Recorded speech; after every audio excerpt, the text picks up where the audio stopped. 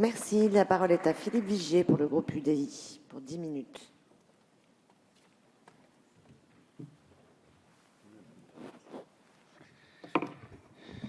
Madame la Présidente, Madame la Ministre, Madame la Présidente de la Commission des Affaires sociales,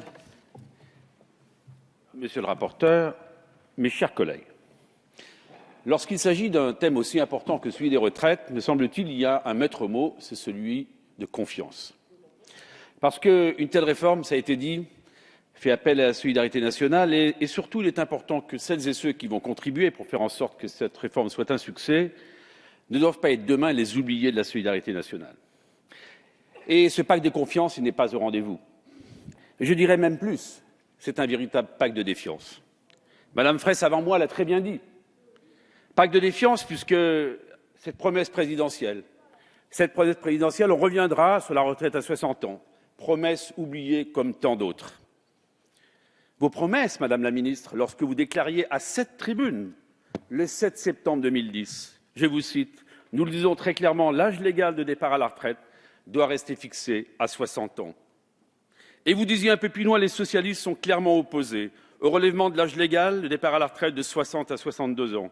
Pour nous, cette mesure est non seulement injuste, mais totalement inadaptée à la réalité socio-économique. Quel changement! Mais une réforme injuste, pourquoi? Parce que vos agissements depuis 20 ans, il n'est pas une réforme que vous ayez votée. 93, vous l'avez combattue, vous deviez revenir dessus, elle est toujours là. 2003, vous l'avez combattue, vous êtes allé défiler dans la rue, vous deviez revenir dessus, elle est toujours là. 2008, avec Xavier Bertrand pour les régimes spéciaux, vous l'avez combattue, elle est toujours là. 2010, vous l'avez combattue, vous avez défilé dans la rue, elle est toujours là. Et vous avez fait pire, parce que, Monsieur Germain, les baisses de pouvoir d'achat des retraités, ça y est, le changement, c'est maintenant. Les moins 0,3, c'est vous qui l'avez fait au début de cette année. Et puis, eh oui, pardonnez-moi, mais les jeunes générations qui regardent les choses, ils voient bien qu'avec cette réforme, c'est 14 milliards d'euros qu'il manquera dans les caisses, quoi qu'il arrive. Et encore, avec des perspectives de croissance, vous savez très bien, qui ont été calculées et qui sont fausses par rapport à ce que nous vivons. Alors, mes chers collègues, ce texte, c'est déjà la validation de la réforme de 2010.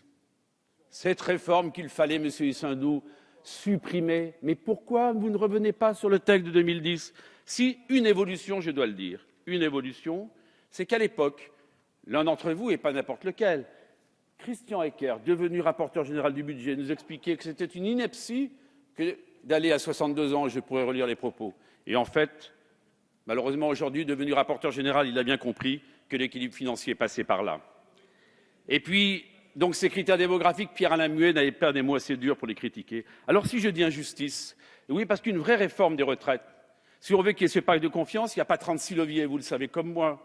Soit on joue sur la durée de cotisation, soit on joue sur le niveau de la retraite, soit on joue sur les impôts. Et malheureusement, comme vous n'avez pas eu de courage, comme il n'y a pas de fil conducteur dans cette réforme, eh bien vous jouez sur tous les trois et tout le monde est mécontent.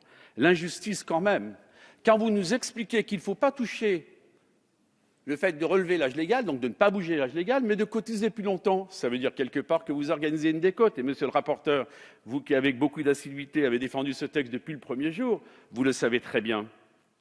Et puis, pardonnez-moi, quand vous commencez à 0,15 de cotisation supplémentaire sur les salariés, est-ce que vous croyez que leur feuille de paye est suffisamment élevée pour que ça soit 0,15 aujourd'hui et 0,30 qu'on leur prenne en 2017? Leur pouvoir d'achat va baisser. C'est vrai que depuis 2012, on sait maintenant, vous avez réussi cet exploit de faire baisser le pouvoir d'achat, alors que depuis 1984, ce n'était jamais arrivé. Et puis nos entreprises, à qui on dit c'est pas grave, on mettra 0,15 en plus. Je vous ai écouté, monsieur le rapporteur.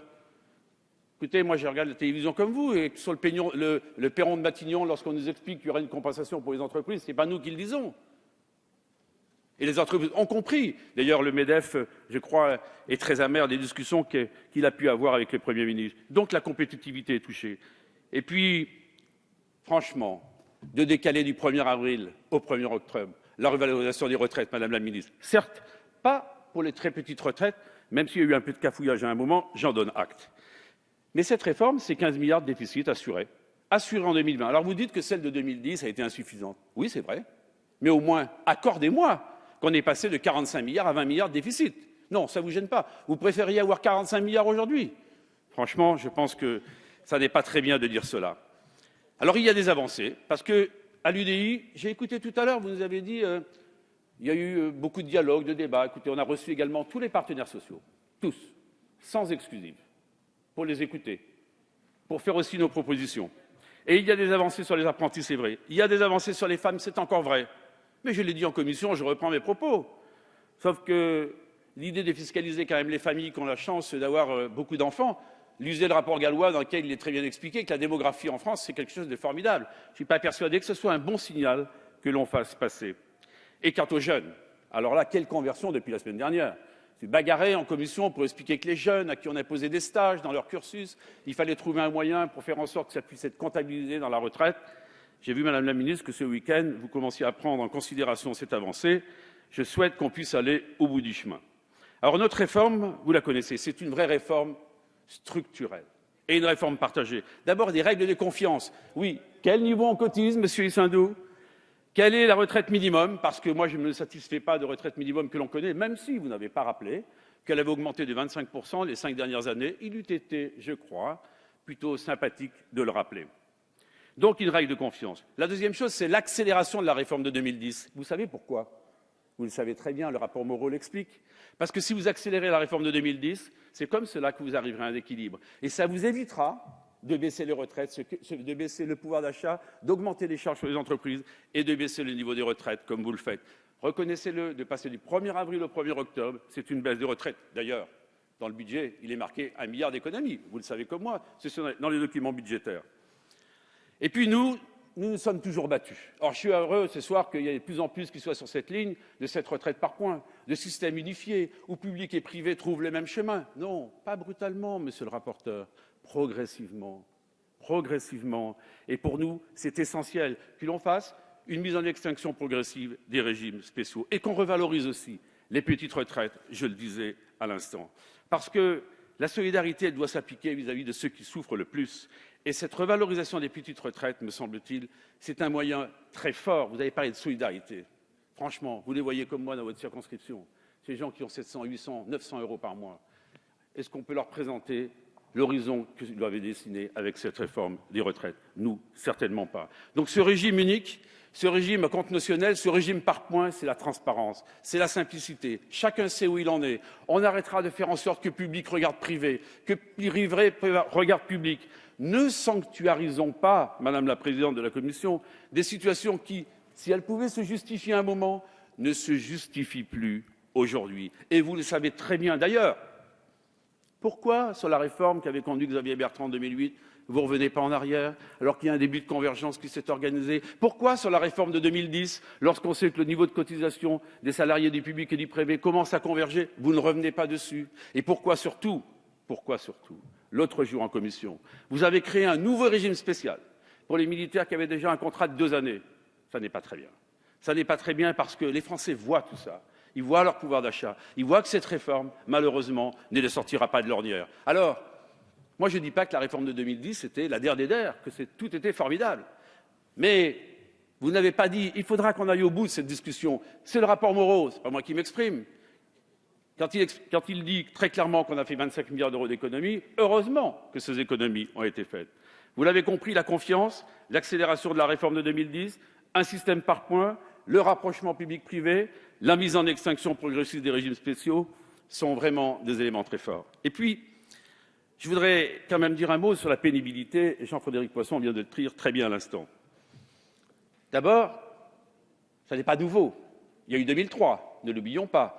Il y a eu 2008, les partenaires sociaux qui se sont mis d'accord sur un certain nombre de critères de pénibilité. Il y a eu 2010, Monsieur Germain, vous n'étiez pas là, mais ça a eu lieu. Pas parce que vous n'étiez pas là que rien ne pouvait se passer. En 2010, il y a eu des avancées. Et maintenant, on va un peu plus loin. Nous vous disons simplement, sur la pénibilité, entendez ce qu'ont dit les partenaires sociaux, entendez ce qu'ont dit les entreprises, nous expliquant qu'il fallait de la simplification, qu'il fallait aller vers plus de formation. Attention à ne pas fustiger un certain nombre d'emplois dont on dira qu'après, ce sont des emplois très pénibles. Et enfin, on arrête le compteur à 100 points. 100 points, ça fait 25 années, ça veut dire que si on a un métier pénible pendant 40 ans, pendant 25 ans, ça y est, la pénibilité, c'est traité, et les 15 autres années, on n'en fait rien. Alors, vous l'avez compris, et j'ai parlé de la jeunesse tout à l'heure, sur la jeunesse, nous ne lâcherons rien. Non seulement on leur propose un système qui n'est pas équilibré, et pour le moment, sur les stages, vous avez bloqué, alors que ces stages leur sont imposés dans leur cursus de formation. Pour conclure, Madame la Présidente, Madame la Ministre, mes chers collègues, dans ce débat, comme nous l'avons fait en commission, nous serons engagés et constructifs.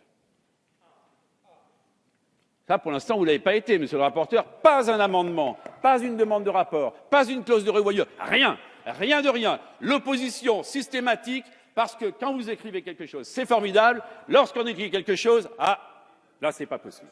Alors, nous serons constructifs. Je voudrais terminer en disant, mes chers collègues, je rappelle au Parti socialiste qu'en 2010, 160 explications de vote individuelles, 160 explications de vote individuelles, c'est-à-dire du blocage pour du blocage. Nous ne nous inscrivons pas au groupe UDI dans cette ligne-là. Si le débat est constructif, s'il y a ces avancées, eh bien, nous ferons du chemin. Si ce ne fait pas au rendez-vous, nous nous opposerons, car cette réforme est injuste. Merci.